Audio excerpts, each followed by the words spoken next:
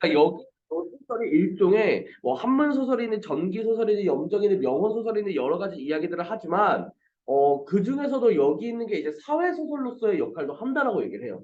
최초로 자기가 원래 생각했던 그러니까 이제 가치관이 있는데 그 자기가 자리 잡고 있는 이 시대의 가치관 이 마음에 안 들어서 지적한 걸 수도 있어요. 여기 있는 모습이 미리 얘기를 하자면은 야, 이거는 미리 그 서론으로 제가 그냥 얘기하고 넘어가는 거예요.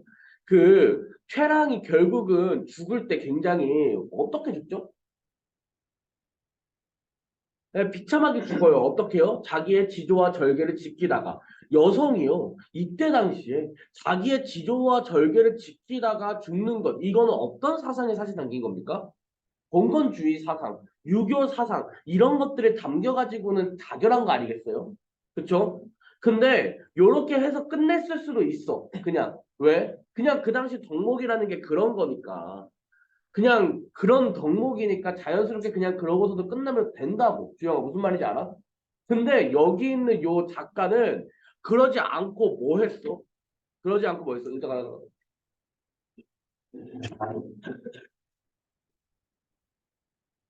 그러지 않고 뭐 했다? 이 최랑이라고 얘기를 하는 인물을 다시 살려내. 그런 다음에 이생과 사랑을 나누게끔 귀신이 되어서도 나누게끔 만들어요. 이런 것들은 어떻게 보면은 그 당시에 그리고 준영이는 시발 오자마자 10시 13분인데 쳐 졸고 있어요. 어. 아 웃기지 마요. 내가 봤어요. 눈 이런 거 생기는 어?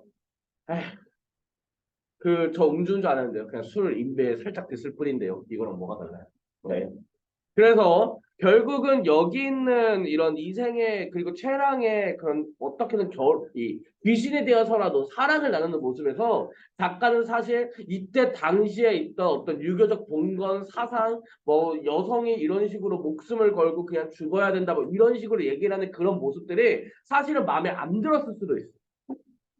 근데 이런 모습들은 이생규장전만 봐서는 안 되고요. 사실 이생규장전 말고 다른 금옷이나 안에 속해져 있는 다른 이제 명언 소설들을 보면은 그러한 풍토의 모습들이 나타난다라는 거예요.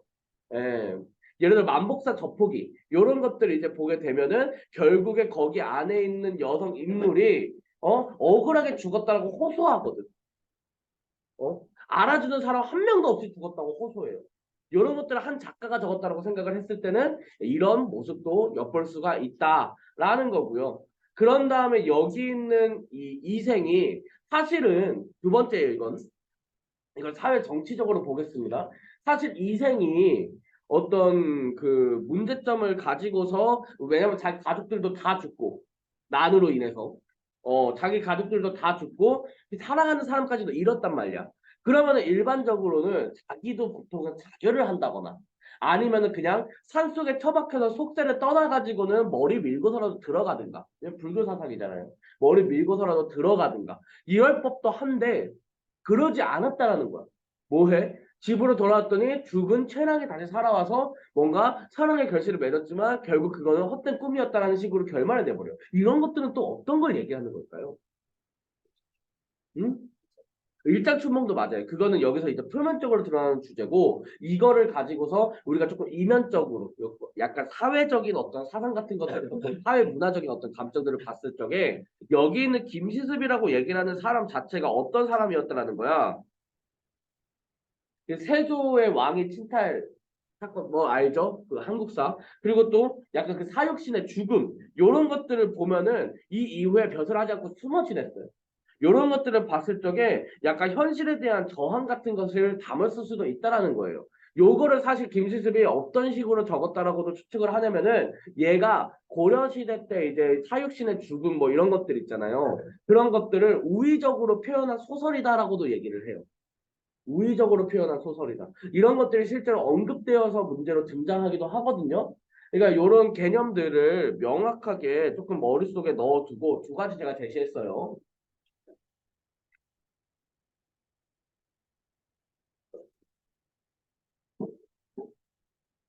요건 잠깐 받아야 되거든요.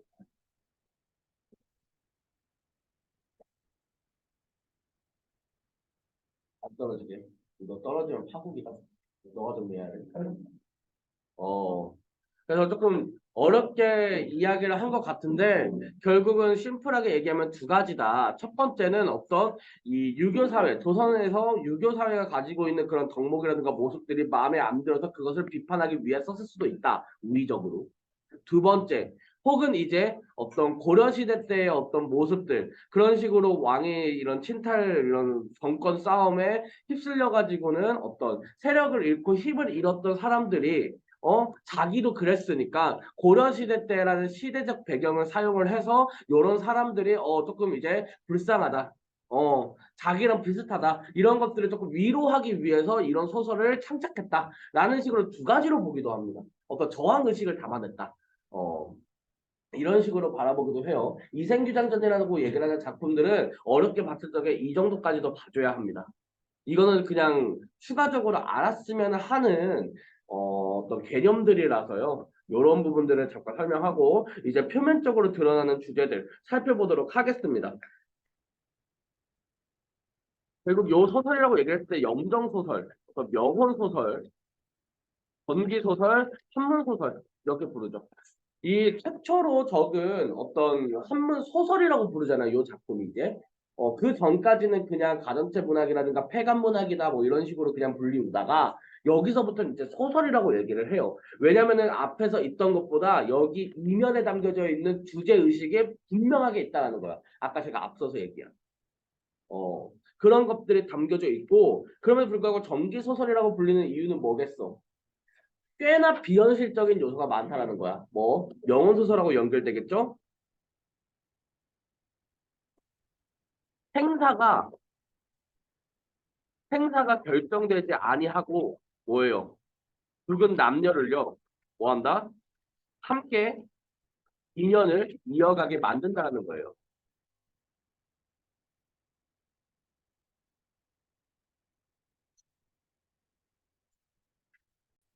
사실 이런 것들 현대식 모티프로도 굉장히 많이 쓰이는 부분 아닙니까? 죽은 줄 죽지 않은 인물인 줄 알았던 인물이 알고 보니까 이제 드라마 막 끝부분에 알고 보니까 사실 귀신이었음 뭐 이런 것들. 그러니까 그 요소적으로는 물론 명혼 소설이다라고 얘기를 하기는 힘든 부분들이 있지만 그런 요소도 되게 많지 않아요? 예를 들어서 식스센스 가장 대표적으로 그쵸? 알고 보니 귀신. 어 그리고 또 뭐 이런 것도 있죠. 예를 들어서 여러분들이 봤을 법하진 않은데 헬로 고스트라고 알아요? 거기 이제 이렇게 차태현 옆으로 다니던 모든 인물들이 알고 보니까 과거에 내 동생, 어머니 이런 귀신들이었죠. 나를 보호하기 위해 사실 옆에서 도와줬다라는 내용이에요. 이런 것들은 명혼이라고 얘기를 하기는 조금 힘들지만 사실은 좀 뭐랄까 비슷한 소재죠. 또 현대식으로 약간 해석될 만한 부분들이 예를 들어서 이제 무슨 그 뭐야 그 로맨스 드라마인데 그 흔들리는 꽃들 속에서 네 샴푸 향이 느껴진 거야. 이거 BGM 나오는 드라마. 여튼 그 드라마의 제목이 기억이 안 나는데 그 드라마에 어? 멜로가 체질. 고마워요. 여기 보면은 한 여자 인물이 나와요. 그 빈센조의 여주인공으로 나왔던 인물인데 걔가 연인 사이에서 계속 막 힘든 일이 있을 때마다 자기 남자친구한테 동거하는 남자친구한테 막 얘기를 해. 막 자기 이렇고 저렇고 막 저렇고 막 얘기를 막 하면서 막 하소연하고 막 위로해주고 같이 침대 자고 막 그래요. 그래서 그렇구나 했는데 극중 후반으로 가면 알고 보니까 이미 죽어 있었는 거예요. 계속 환각으로 나타나가지고 자기를 위로한다고 생각을 했던 거야. 그러니까 어떻게 보면 일종의 정신병이죠. 조현병이죠. 조현병. 예. 그런 장면들이 이제 등장했을 수도 있다. 사실 그래서 이색기장전에 나오는 이색 인물을 이런 식으로 또 파악을 해보면은 그냥 어떤 거라고도 볼 수 있냐면은 그냥 조현병 환자였을 수도 있다. 왜 너무 큰 충격을 받았으니까. 이 사회, 이 정치적으로 엄청난 충격을 받았잖아요. 난으로 인해서 가족들 다 잃었잖아. 그래 버리니까 이러한 부분에 대해서 사실 그냥 조현병 환자였구나라고도 얘기할 수 있습니다. 예. 근데 이렇게 해석은 안 하겠죠. 이렇게 해석은 안 하죠. 그래서 이런 것들 염정소설이라고 얘기를 하는 거는 어떤 이성을 그냥 사랑하는 마음이라는 거예요. 염정이라는 게. 그러니까 춘향전 같은 소설들은 다 염정소설에 속하겠죠. 그래서 결국 여기서 얘기하고자 하는 거는 죽음을 초월한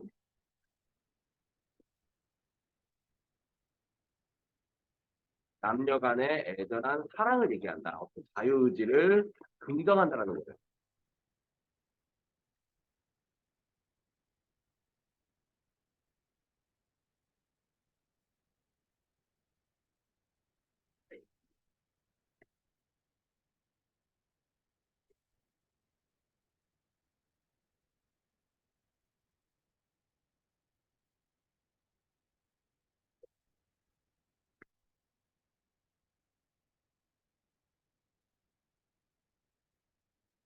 그러니까 여기서 외적 갈등이 드러난다고 얘기를 하는 거는 어떤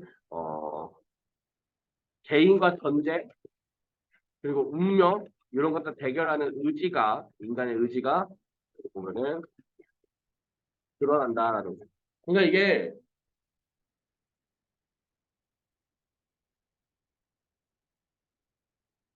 아니에요. 뭔가 더 어렵게 설명하면 되게 힘들기만 할 것 같아요. 그러니까 외적 갈등이 드러나죠. 충분히 드러납니다. 어, 그런데 어떤 점에서는 이제 여기 있는 작가가 썼을 적에 여기 있는 것들이 어떻게 보면은 현실 제도와 현실의 제도와도 어떤 대결한다라고도 볼 수 있습니다. 외적 갈등, 사회와의 갈등. 왜요? 초반부에 뭐예요? 몰래 담 넘어서 이렇게 보잖아요. 옛날에 그런 거 어림도 없었죠. 네, 그런데 그렇게 보잖아요. 이런 것들이 어떻게 보면은 어떤 현실 제도와도 대결하는 갈등을 벌이는 어떤 인물의 모습이 나타나는 것 같기도 합니다. 그렇죠? 두 번째, 정기적 특징이 나타난다는 거예요. 정기적 특징이라고 얘기를 하는 거는 조금 이제 후반부에 등장을 하죠. 그러니까 이게 비현실적인 거하고 정기적인 거의 느낌, 이거를 차이를 보면은 약간 정기적인 거는 어떤 신비롭고 기이한 분위기 정도로 보시면 돼요. 사실 죽은 여인이 그냥 등장해서 사람처럼 걸어 다녀. 우리 이거 영화를 생각해 봅시다. 영화 인물 죽은 인물이야. 근데 그냥 뻔뻔하게 산 사람처럼 같이 나오는 장면처럼 보여. 아까 전에 내가 얘기했던 뭐 헬로 고스트라든가 아까 전에 멜로가 체질 뭐 이런 것처럼. 그렇다면은 요거는 약간 현실적인 느낌도 나죠. 근데 사실은 죽은 인물인 거 아니야. 그러니까 여기서 느껴지는 그 분위기는 정기적 특징이에요. 비현실적이라고 얘기를 하는 거는 예를 들어서 그 뭐랄까 갑자기 칼질 했는데 막 목이 천개가 나는 거.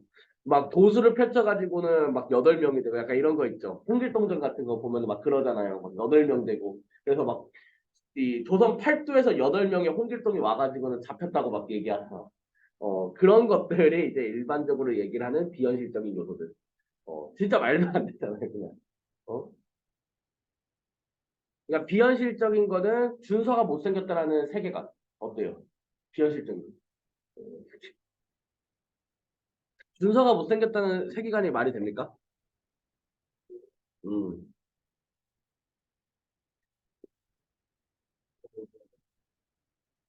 마음대로 하세요. 삽입시라고 얘기를 하는 게 이제 등장인물의 심리를 효과적으로 전달한다라는 거고, 유, 울, 오가 혼합되고, 또한 만남과 이별의 반복이 이루어진다. 인물의 의지를 강조하라. 그래서 여기서 이생 규장 전이라고 얘기를 했을 적에 볼규의 엿볼규의 담장이에요. 그러니까 장을 넘어서 몰래 봤다라는 거죠. 여기서 장, 즉 담장은 뭘 얘기할까요? 여기서 위에서 얘기했던 어떤 사회적 제약, 경계 이런 것들을 의미를 하겠죠.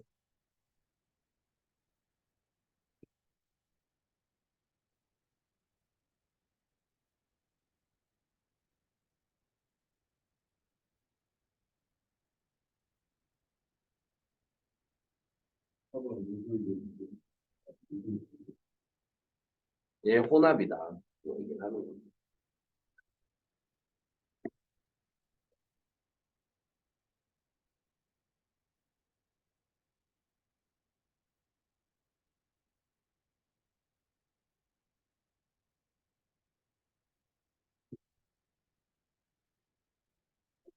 여기서 유교 여기서 이 사람이 가지고 있는 사상들이 어떤 게 나오냐면은 이 결국 좀 뭐랄까 유교라고 얘기하는 사상이야 뭐 초반부에도 나오고 나오는데 이 불교라고 얘기를 하는 것들은 일반적으로 자신의 운명을 벗어날 수 없다. 이년생기라고 얘기를 하는 어떤 연기설에서 벗어날 수 없다. 우리 잘 배웠잖아요. 우리 문과 친구 혹시 윤사 생년 하시는 분 있으신가요? 네, 너 하니? 그럼 알 거 아니야. 윤회 굴레 여기서 벗어날 수 없다는 거죠. 그래서 결국 저승으로 돌아가야 한다는 거고, 저승에서 누구 만나죠? 뭐, 염라대왕이라든가, 뭐, 옥황상제라든가, 막 이런 것들이 얘 사상에서 계속 나와요. 옥황이니, 염라야 뭐 저승 사람이긴 한데, 그런 사상들이 사실 등장하는 것 자체가 도미사상. 어, 막 옥황 나오고 막 이런 거 있잖아. 그런 것도 도미사상이에요. 이런 것들이 섞여 있다는 거예요.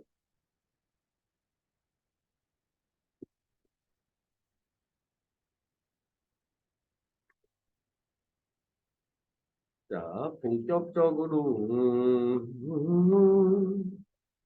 읽어보도록 하겠습니다. 송도에 국학에 다니는 이 서생은 공부하러 가는 중 우연히 담 너머로 엿보다가 시를 읊는 최여인을 보게 된다. 최랑을 보면서 여기 있는 이생이 사랑에 빠지게 된 거예요. fall 한눈에 반한 거죠. 한눈에 반했다면 여기 지금 녹화 중이었죠? 제가 생각해보니까. 자, 아무 얘기도 안 했어요. 주영아, 그치? 녹화 중이었다는 사실을 깜빡하고, 예찬이의 이름은 얘기해 버릴 뻔했네요. 참을게요. 음. 그래서 여기 있는 요 첫 번째 만남 어떻습니까? 처음 만남 어때요? 담장 너머로 뭘 주고받는다? 이 선생이 그녀에게 시를 써서 담 너머로 주고받는데요. 그리고 담장 너머로 뭐 한다? 시를 주고받으면서 사랑에 빠진다라는 거죠. 그러면은 두 번째는요.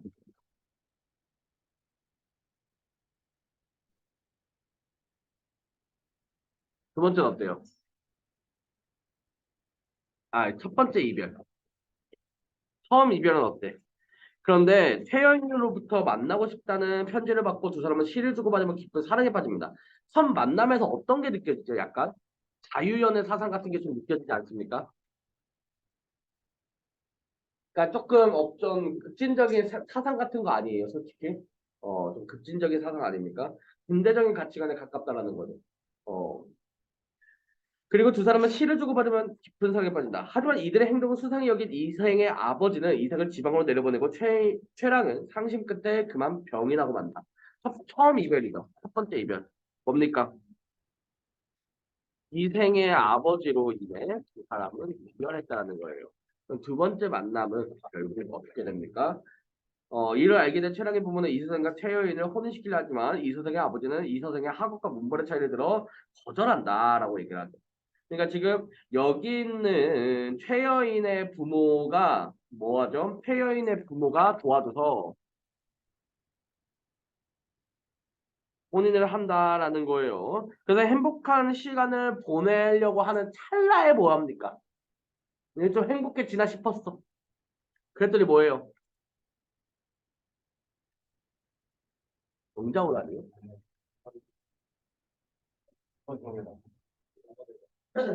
예찬아, 녹화 중이라고. 너의 무지함을 만천하에 공개할 수 있다고. 물론 피케야 구독자 80달이 고용규 새로 붙은 채널이지만 어 그럼에도 불구하고 주의해야 된다고 했잖아. 어? 세 번째잖아 이 새끼야. 아니 여트지가 여기서 얘기하는 게 황건적인 아니잖아요. 음. 어? 야 그 모습을 그 친구가 보면 어떻겠어? 어? 뭐라고 시켜야지.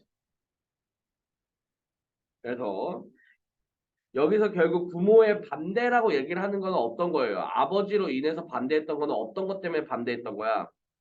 사회적 규범, 봉건적 사회제도로 인한 반대죠. 그렇죠? 예, 봉건적 사회제도로 인한 반대고 여기 있는 결국 신축년에 홍건적의 난이 일어나서 양가의 부모는 물론 최여인도 죽게 되고 간신히 이서택만 살아남게 된다라는 거죠. 어떤 실제 역사적 사건으로서 사실적으로 확보하는데 여튼 실제 역사적 사건으로 어떻게 된다? 이별하게 된다. 두 번째 이별이 실제 역사적 사건으로 인해서 이별하게 된 거죠. 그렇죠?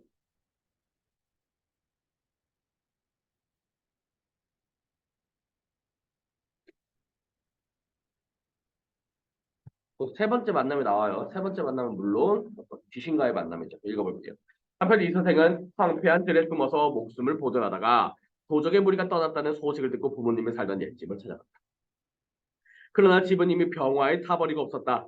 다시 아내의 집에 가보니 행랑채는 쓸쓸하고 집안에는 쥐들이 우글거리고 새들만 지저귀 뿌리였다. 어때요? 집안 분위기가 상쾌하죠? 이거는 마치 뭡니까? 이생의 마음이 과도하죠. 이서생, 이생 알아서 적으세요. 네, 상관없어요.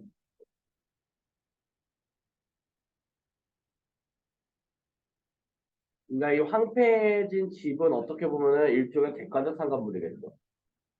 쓸쓸하겠지. 안 그래도 지금 완전히 난리가 났는데 집안 꼴도 속이 박살이 나 있어요.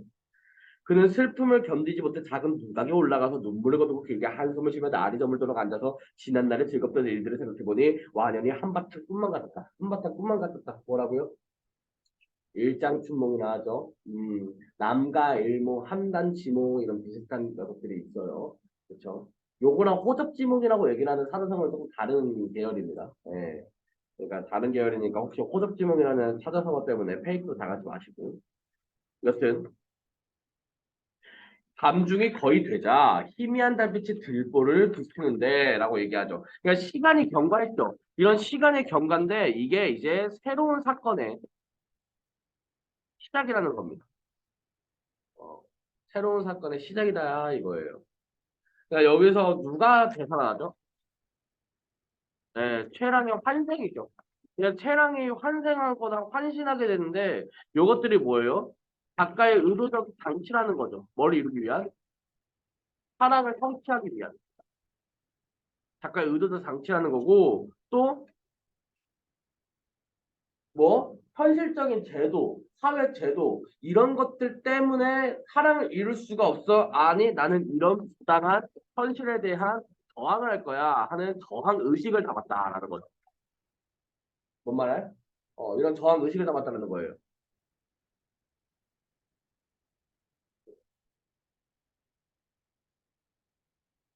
또 이거는 조선시대 유교 사회에 대한 어떻게 보면은 저항 의식. 작가가 이제 본인 스스로 약간 그런 이제 유교적 사회 병목 같은 거에 대해서 어떤 야 꼭 여성이 정절을 지키면은 그런 식으로 잔혹하게 자결하고 꼭 그래야 돼? 어? 이런 것들이 꼭 맞는 걸까? 하는 어떠한 의구심에서 든 저항 의식일 수도 있고요.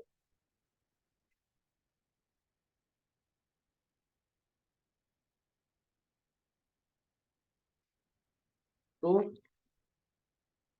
와, 진짜 조정 이 새끼들, 진짜 조정 있는 새끼들 진짜 빽빽하네. 에이, 나쁜 새끼들 하고서는 이제 그런 사람들을 이제 겨냥해가지고 요런 글들로 우의적으로 비판했다. 고려시대 때 그런 모습들로 비판했다라고 얘기할 수도 있겠습니다.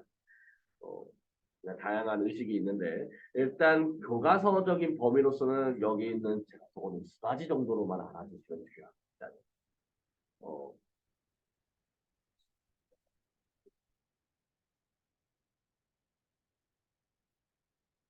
그 소리는 먼 데서 차차 가까이 다가왔다. 살펴보니 사랑하는 아내가 거기 있었다. 어때요? 전기적 요소죠.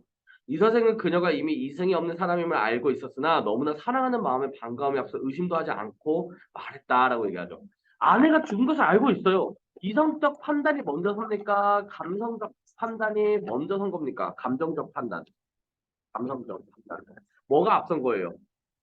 당연히 감성적 판단이 앞선 거죠. 앞선 거죠. 너무나 사랑하는 마음에 반감에 앞서 의심도 하지 않고 말했다라고 얘기를 해요. 그러니까 뭔가 나올 수 있는 어떤 반박 요소 같은 것들을 이런 멘트로 흡사한 거죠. 너무 반가워서 없앴다라는 거예요. 너무 반가워서. 그러니까 조현병이라든가 이런 거를 겪는 사람들의 대부분의 증상이 여기 앞에 있는 대상에 의심을 못 한다라는 거야. 의심을 하지 않는다는 거야.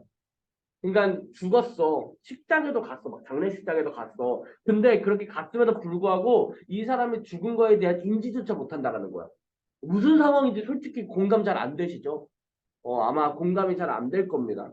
예, 비슷한 일을 경험해 보신 분들은 알겠지만 그래서 너무 그런 충격을 받으면 사실 눈물조차도 안 나와요. 이게 가짜임을 그러니까 이제 이승이 없는 사람임을 알고 있어요. 맞죠? 인지하고 있어. 근데도 불구하고 눈물도 안 나오고 의심도 안 해. 왜? 이 반감이 무조건 앞서기 때문에. 어. 그러니까 감성의 판단이 먼저 앞서고 있다라는 거.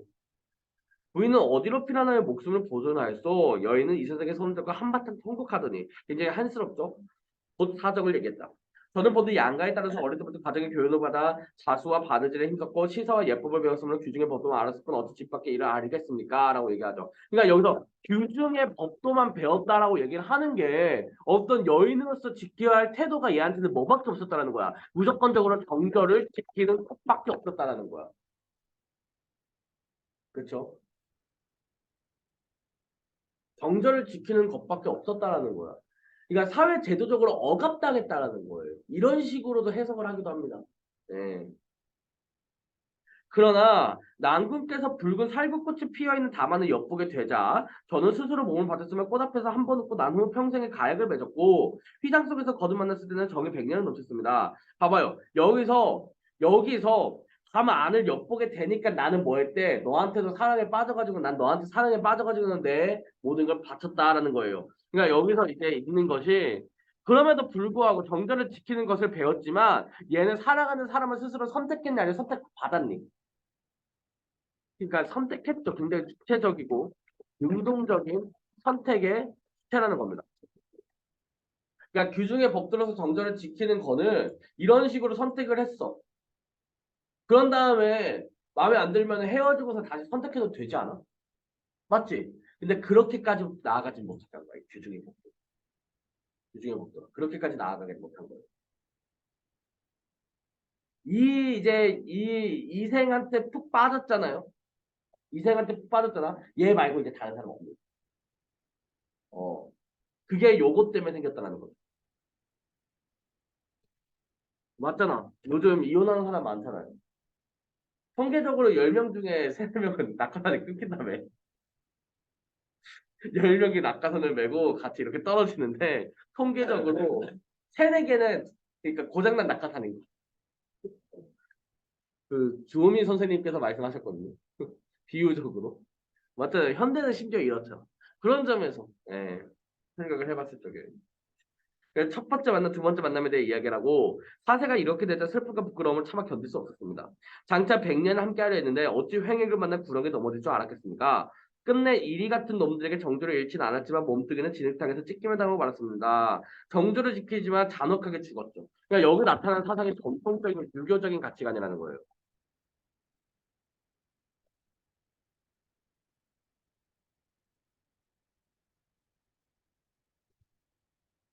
진실로 천성이 그렇게 만든 것입니다만 천성이 뭐래요? 운명이잖아요. 그러니까 이런 부분에 대해서는 또 운명론적 가치관을 지닙니다. 인정으로는 차마 할 수 없는 일이었습니다. 사랑을 이루지 못한 아쉬움이 있었다는 거죠. 저는 난군과 궁벽한 산골에서 헤어진 후로 딱이는 새가 되고 말았던 것입니다. 집도 없어지고 부모님도 이러시니 피곤한 혼백에 의지할 곳 없으니 한스러웠습니다. 의리는 중하고 목숨은 가벼움으로 쇠잔한 목동이로서 치욕을 면한 것만은 다행이었습니다만 누가 산산조각이 난 제 마음을 불쌍히 여겨주겠습니까? 다만 갈기갈기 찢어지는 당자만에 맺혀 있을 뿐입니다. 라고 얘기하죠. 그러니까 정조를 지킨 것은 후회를 안 해요. 하지만 이서생과의 사랑을 다 하지 못해요. 부부로서의 연을 끝까지 잊지 못한 거에 대해서 한스럽다는 거야. 뭔 말할? 무슨 말할? 어, 그러니까 각골통환이라 하죠. 한이 뼈에 사무칠 정도로 쌓였다는 거야. 예. 해골은 들판에 던져졌고 몸뚱이는 땅에 버려지고 말았으니 생각하면 그 옛날의 즐거움은 오늘의 이 비운을 위해 마련된 것이 아니었던가 싶습니다. 라고 얘기하죠. 어, 뭐 흥진비례라는 사전사고를 쓴다고 얘기를 하네요. 뭐 알아두시면 좋을 것 같습니다. 그러나 이제 봄바람이 깊은 골짜기에 불어와서 이거 뭐예요? 평화로운 시절에 다시 왔다. 두 사람을 제외했다라는 거죠. 아, 두 사람을 제외했다. 어, 봄바람이 깊은 골짜기에 이 뭐야 뭔 일이야? 봄바람이 깊은 골짜기에 불어왔다라고 얘기를 하는 거는 뭡니까? 이거는 이제 두 사람의 대회 이것을 의미한다라는 거죠.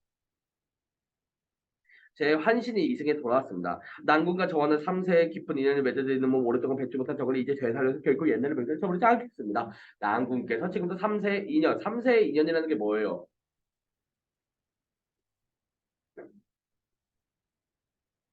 이게 뭡니까? 불교의 윤회사상이죠. 돌보는 사람. 어. 그 사이에 우리 옷깃 한번 스치지 않겠냐 이거야. 그러니까 우리가 이렇게 만난 거는 지금 우리가 한 번쯤은 옷깃을 스친 사이일 수도 있다는 거예요. 근데 옷깃을 스쳤다 옷깃은 어디죠? 여기에요. 최소 옷깃이면 뭐예요? 우리 포옹 정도 했다는 사이 나는 거예요. 준서 표정 봐. 너무 싫어하는 거 아니야? 개 너무한 거 아니야? 어? 야, 포옹 한번 못해? 어? 어?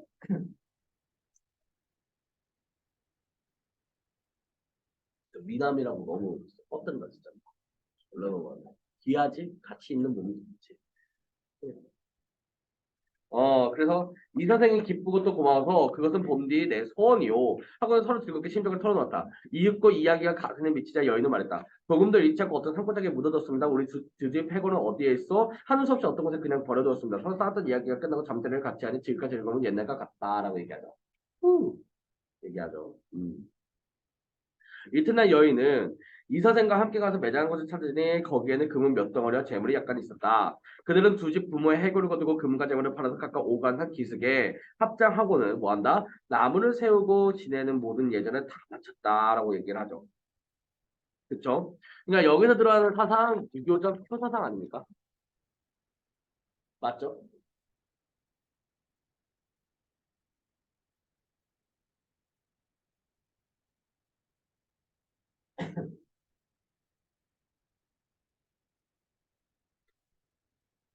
하긴? 음.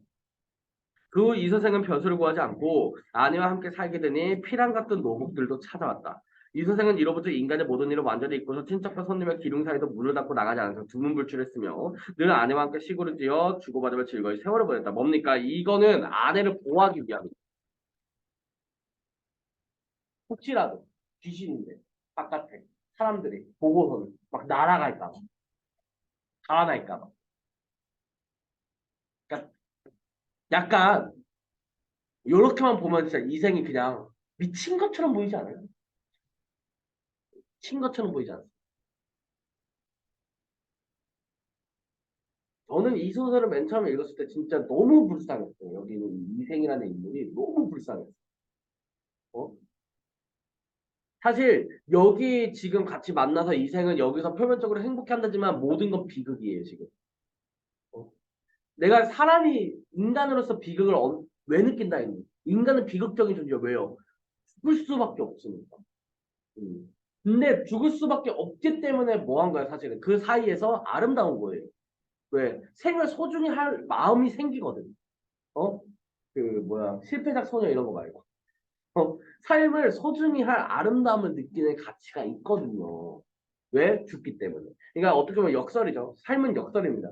근데 그걸 넘어서서 이 역설을 뛰어넘었어. 이거는 뭐 기적입니까? 아니요. 결국은 돌아가고 이생도 죽을 거고 뭐 이렇게 생각을 해보면은 비극의 비극이라고 생각을 합니다. 예. 어느덧 몇 해가 지난 어느 날 저녁에 여인은 이서새끼가 말했다. 몇 해가 지났어요. 시간이 경계하고요. 어떻습니까? 새로운 사건이 시작될 여지가 보이죠. 그쵸? 어,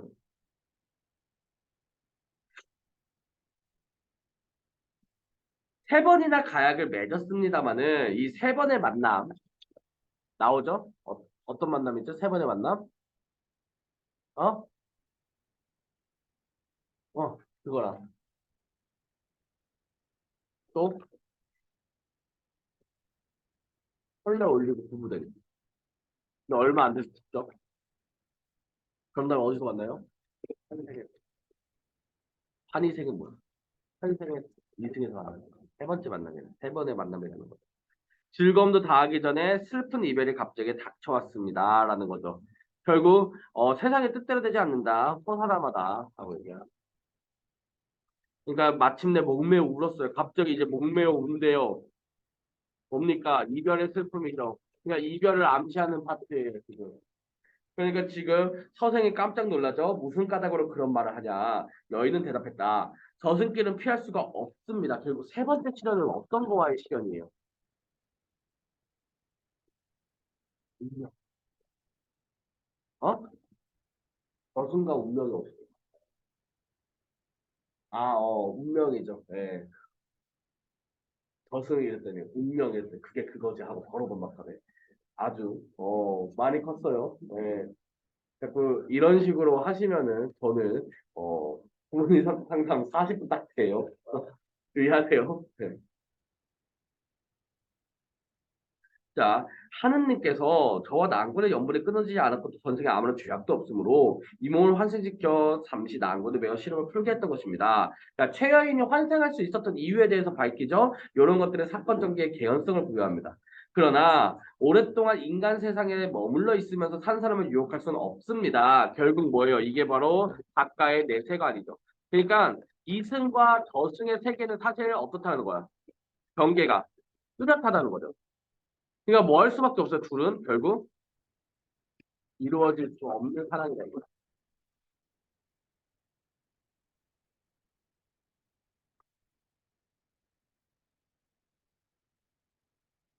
선생님, 한 2, 3년 같이 즐겁게 지냈으면 사랑 이룬 거 아닌가요? 하는데 아니에요. 그렇게 생각하시면 안 돼요. 네. 부부가 함께 영원토록 행복하고 자연스러운 자기 수명에 따라서 죽는 일 그런 것들이 이제 아름다운 결말이라고 볼 수 있습니다. 사랑의 결말. 그러니까 이걸 여기서 현대식으로 들어가면 안 돼요. 여기서 현대식으로 들어가면 안 돼요. 하더니 시비에게 명할 술을 올리게 하고는 옥루충곡에 맞추어 노래를 지어 부르면서 이 선생에게 술을 권했다. 라고 얘기하죠. 도적대 밀려와서 첩첩한 싸움터에 도적대는 혼관적이겠죠? 예. 뭘 죽음 당하니 원앙도 짝이었네. 이 원앙은 뭡니까? 어? 이생과 누구? 최여인을 얘기하겠죠? 여기저기 흩어진 해골 근우가 묻어주리. 피투성이 그 유호는 하소연도 할 곳 없네. 슬프다 이nem은 무산선녀 될 수 없고라고 얘기하죠. 그러니까 이제 자기는 이제 다시 만나러 올 도리가 없다라고 표현하는 거고요. 깨진 거울, 깨진 거울은 뭡니까? 두 사람의 인연이죠. 깨진 거울 갈라지니 마음만 쓰라리네 다시 만날 수 없는 아픔을 얘기합니다. 이로부터 작별하면 둘이 모두 아득하네 저승과 이승 사이 소식부터 박힐이라 얘기하죠. 결국 마지막 부분에서 단절감을 드러냅니다. 단절감. 슬픈 비극성을 강조하는 너무 마음 아프지 않습니까?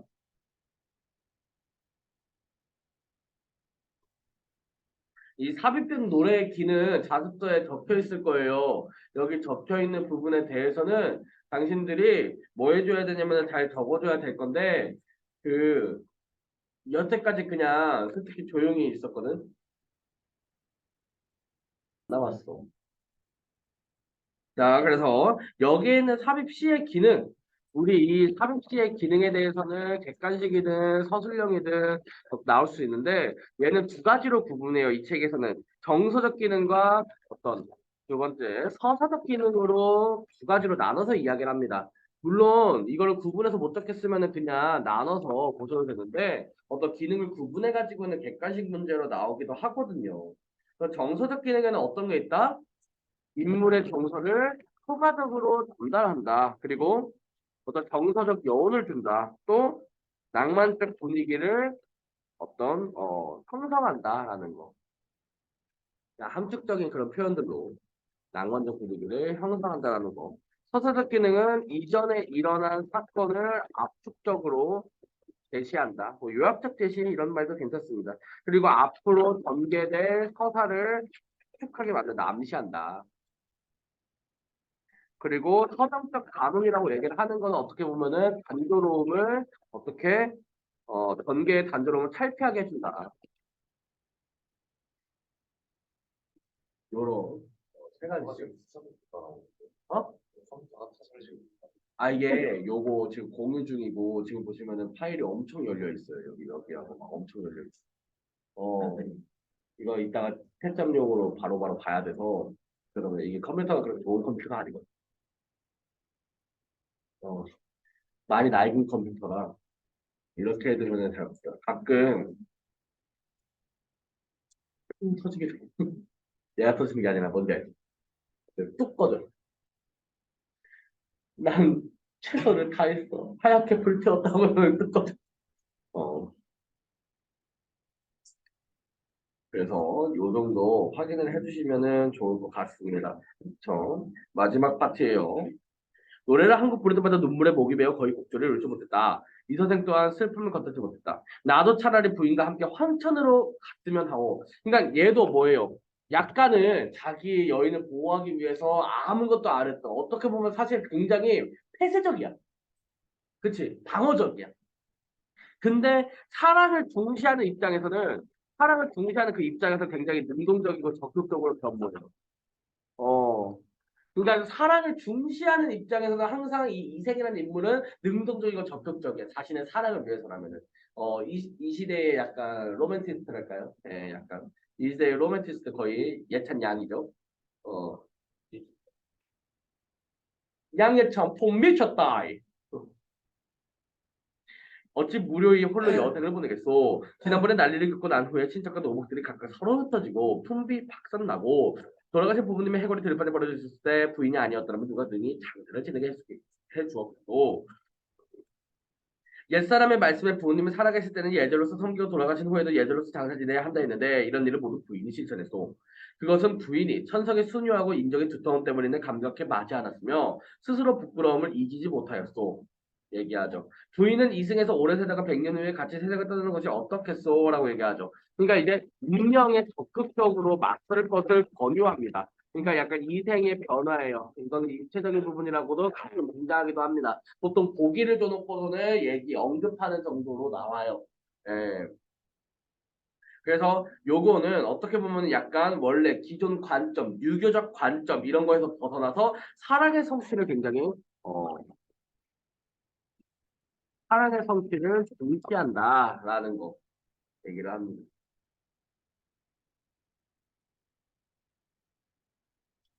하지만 뭐예요? 이미 저승의 명부에 이름이 올라와 있으니까 어떻게 할 수밖에 없대요. 빠이빠이 할 수밖에 없대요. 그러니까 이제 뭐예요? 눈물 흘리고 낭군님 부디 안녕히 계십시오 하고서는 이제 뭐예요? 빠이빠이 하죠. 그래서 이 선생은 아내가 말한 대로 그녀의 해골을 거둬 부모의 무덤 곁에서 장사를 지내줬습니다. 그 이 선생은 아내를 지극히 생각한 나머지 병이 나서 상사병이죠. 두 서너 달 만에 그도 세상을 떠났다라고 얘기하죠. 결국은 비극적으로 끝납니다. 이런 부분들이 부정적 현실을 인식하고 현실에 대한 저항을 끝까지 보여주는 거예요. 사실. 이거를 이루고서 아름답게 끝냈으면은 사실 작가가 이 세상을 약간은 긍정적으로 바라보고 있다고 얘기할 수 있다. 하지만 그렇지. 야, 요런 게 이제 김지습의 폼 미쳤다 할 수 있는 부분이에요. 그래서 금오신화를 진짜 좀 다섯 가지 다 읽어보면은 그 사상도 굉장히 잘 알 수가 있는데 재밌어요. 이런 식으로 읽어보고 또 자기 스스로 결말을 내가 한번 직접 바꿔보는 거지. 이야기 내용을. 그 보통 어느 파트부터 바꾸면 좋냐? 이 중간에 이제 이생이 집으로 돌아왔을 때부터 막 바꿔보는 거야 내용을. 왜 요소들 되게 많잖아요. 네. 그래서 이 사실을 들은 사람들은 모두 슬퍼하고 탄식하면서 그들의 절개를 사모하지 않는 사람들이 있었다. 이야기에 밖에 또 다른 이야기를 전달하는 방식이죠.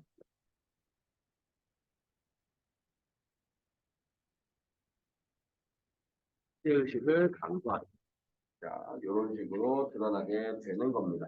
그래서 첫 번째 시련, 두 번째 시련, 세 번째 시련 얘기했고요. 어떤 최여인의 노래 삽입하는 것들은 여기 정서적 기능과 서사적 기능으로 다 얘기를 했습니다. 그런 이제 전기적 요소가 굉장히 다양하게 드러나는데 이 전기적 요소라고 얘기를 했을 적에 어떤 환생하는 거죠. 이 환생하면서 어떤 부부의 연을 이어간다라고 얘기하는 것들이 어떠한 기능을 하는지를 조금 봐야 돼요. 첫 번째, 일단은 표면적으로 이런 것들이 굉장히 비현실적 경험을 독자로 하여금 독자가 하게 만든 뒤 독자의 흥미를 높인다라고도 얘기할 수 있을 거고요. 두 번째, 어떤 작품의 표면적 주제, 어떤 생사를 초월한 남녀 간의 사랑이라고 얘기하는 어떤 주제 의식을 효과적으로 표현했다라는 거고요. 그리고 어떤 세계의 횡포에 맞서는 인물들의 대응 양상을 더욱 극적으로 드러나게 한다라는 거죠. 그러니까 요 세 번째 말이 조금 중요한데 이런 것들은 사실 작가의 사상이 조금 담겨 있다. 작가의 부정적 현실 인식이 담겨 있다라는 거죠.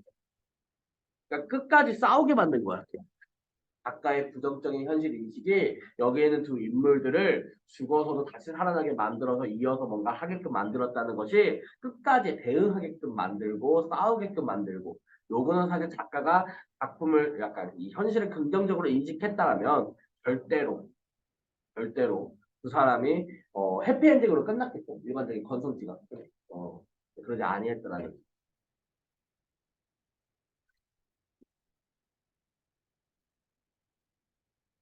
그래서 요거 굉장히 중요하죠. 호원이라고 얘기를 하는 설화가 등장하네요.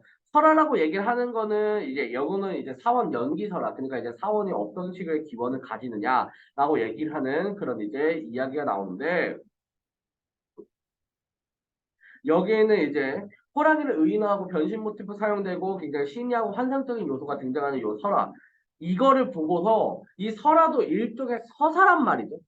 이 서사라고 얘기를 하는 거는 정확하게 그 범주를 따지면 뭐 인물 사건 배경이 등장하고 뭐 이렇게 또 인물 사이에 갈등이 등장하는 이런 것들을 이제 서사라고 얘기를 하는데 우리가 중요한 거는 이런 서사 같은 것들을 보면서 제일 중요한 거 일단은 외부 세계와 그런 다음에 이 자아가 첨예하게 대립하고 있어야 된다는 거야. 인물과 세계와의 대립이 끊임없이 있어야 된다는 거야.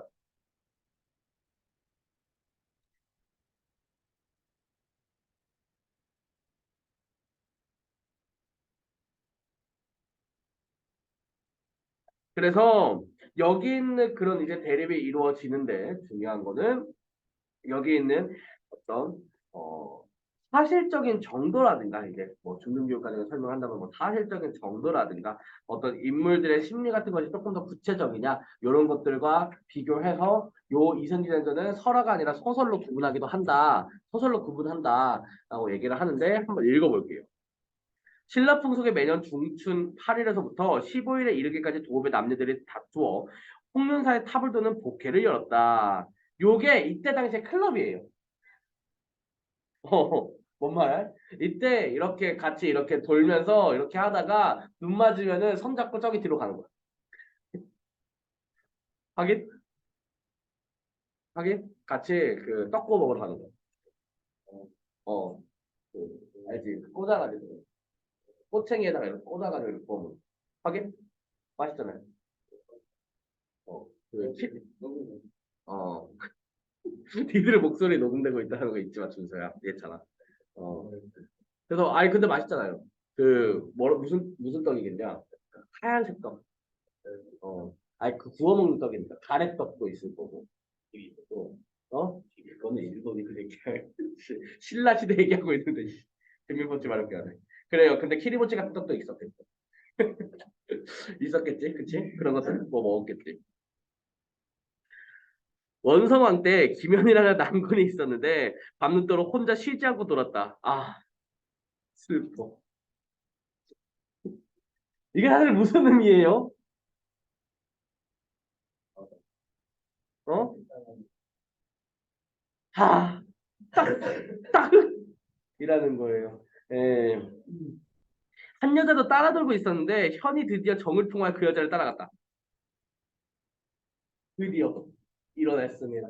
그쵸? 여자가 말하기를 제가 내일 성내에 들어가서 해로운 일을 하면 곧 왕은 반드시 좋은 벼슬을 걸고 사람들을 모아서 나를 잡으려고 할 것입니다. 당신은 겁내지 말고 북쪽의 숲속으로 나를 쫓아오십시오. 여인의 당부가 첫 번째 드러나죠. 제가 기다리고 있겠습니다. 다만 저를 위해 절을 지어서 좋은 업보를 얻게 해주신다면 곧 낭군의 은혜로 알겠습니다. 라고 얘기하죠. 당부가 두 가지가 나오는데 서로 울면서 헤어졌는데 다음날 과연 사나운 호랑이가 속에 들어왔는데 당했던 애였습니다. 이 호랑이가 누구예요? 이 진짜 사람이 아니었어. 호랑이였습니다. 왕이 영을 내려 능히 호랑이를 사로잡는 사람에게 있는 2급의 벼슬을 주겠노라 라고 얘기합니다. 제가 능히 할 수 있습니다 라고 얘기해서 단검을 들고 북쪽의 숲으로 들어갑니다. 여인의 당부를 지켰죠. 그랬더니 어제 곡진했던 사연은 오직 남극에서 잊어버리지 않으셨군요 하더니 기면이 자고 있던 칼을 뽑아 스스로 목을 찌르고 쓰러지더니 곧 호랑이였다. 그쵸? 뭐예요? 이거는 호랑이가 자신의 부탁을 들어준 사람을 위해서 출세할 수 있게 살신성이라는 거죠.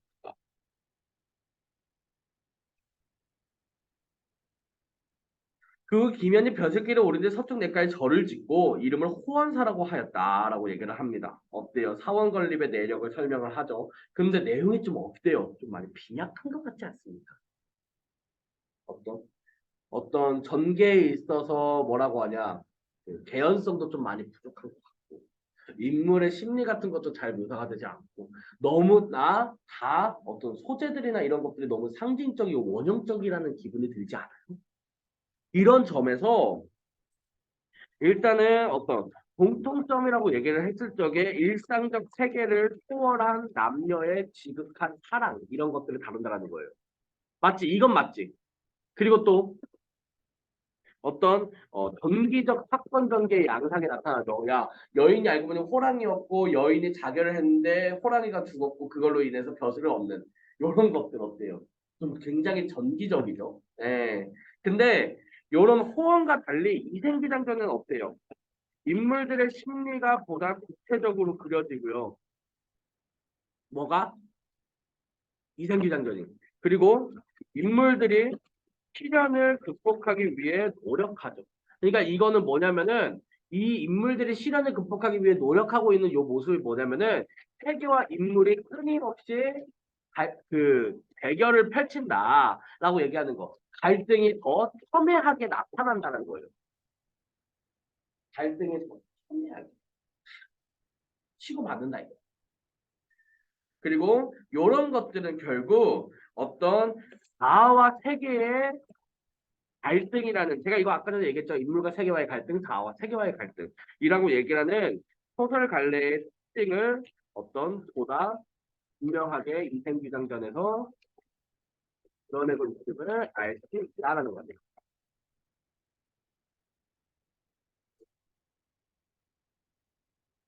요거는 서술용으로 나와도 전혀 이상하지 않은 부분이에요. 그러니까 잘 알아두시고요. 알겠죠?